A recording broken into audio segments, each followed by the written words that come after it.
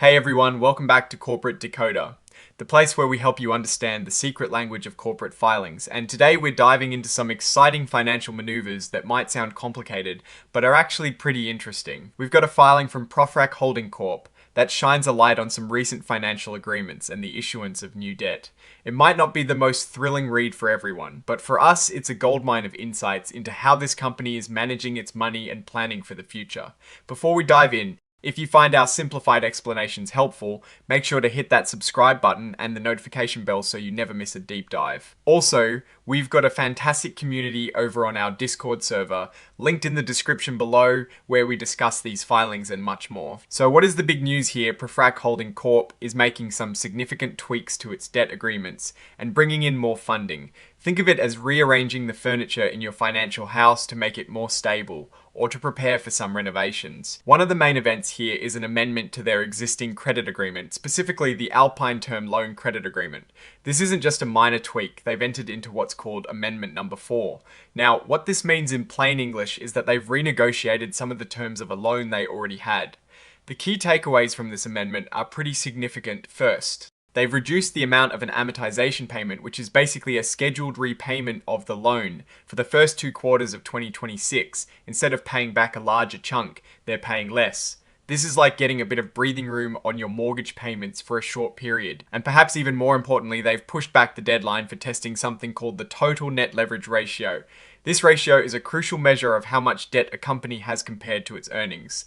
By delaying this test for a whole year, they're essentially giving themselves more time to improve their financial standing before they have to meet a specific debt to earnings target. This suggests they might be facing some headwinds in their current financial performance, or are planning for a period where their leverage might be higher than they'd like for these covenants. But that is not all. There is also a big story about new money coming in through the issuance of new notes. ProFrac's Holdings II, which is a subsidiary of the main company, has agreed to issue and sell senior secured floating rate notes. Think of these as formal promises to pay back borrowed money, with the interest rate changing based on market conditions. They've already sold $10 million worth to Wilks Brothers LLC and another $30 million to Beal Bank USA. That is a total of $40 million raised. Now, here's where it gets interesting. Wilks Brothers LLC is an affiliate of Dan Wilks and Faris Wilks. These gentlemen are founders and major shareholders of ProFrac's Holding Corp. Their sons are also in key leadership roles at the company. This means a significant portion of this new debt is coming from entities closely tied to the company's own leadership. While this can sometimes streamline deals, it also raises questions about potential conflicts of interest or if these are the most objective financing terms available. It is vital to remember that the proceeds from these new notes are primarily for capital expenditures, meaning investments in long-term assets like equipment, and any leftover cash will be used for general business needs. These new notes are being added to an existing pool of debt under an indenture. This means the new debt is essentially joining the old debt, sharing the same collateral and terms, except for the specific dates related to when they were issued and when payments are due. This strategy aims to create a unified debt structure, which can simplify management and reporting and potentially allow for more flexible borrowing down the line. Looking at the exhibits provided, we can see the actual legal documents outlining these agreements.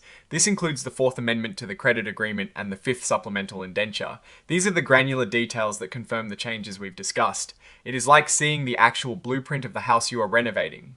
Now, let's step back and look at the bigger picture here. ProFrac's Holding Corp is navigating a challenging financial landscape by proactively restructuring its debt and securing additional funding. The reduction in amortization payments and the delay in leverage ratio testing indicate a strategy to manage immediate financial pressure and provide flexibility.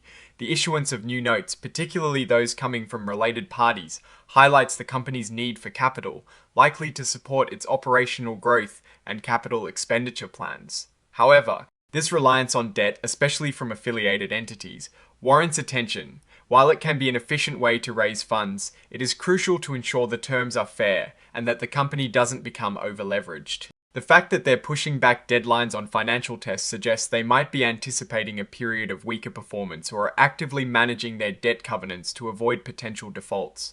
The company's direction seems focused on maintaining liquidity and supporting its investment in operational capacity. The use of proceeds for capital expenditures aligns with a growth strategy.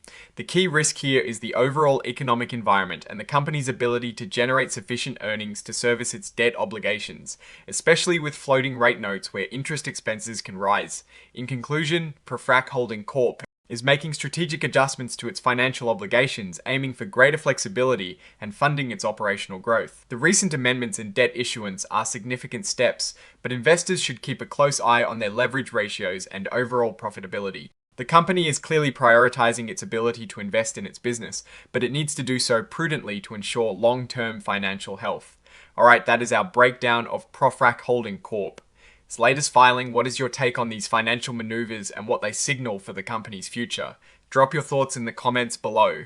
If this analysis was valuable to you, hitting that like button really helps us out, and subscribing ensures you get more of these deep dives. Don't forget to join our Discord community to keep the conversation going. Thanks for watching, and we'll see you in the next Corporate Decoder.